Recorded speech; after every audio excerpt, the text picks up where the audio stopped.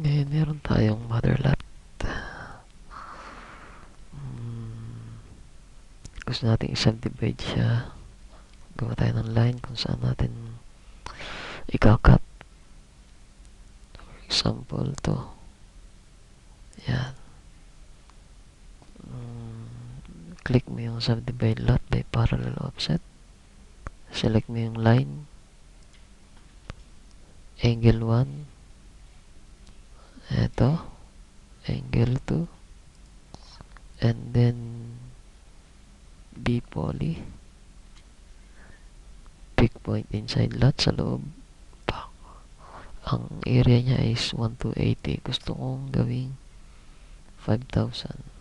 5,000. Enter. Yun. Ang area nito ay 5,000. Pag nag-area tayo, B poly.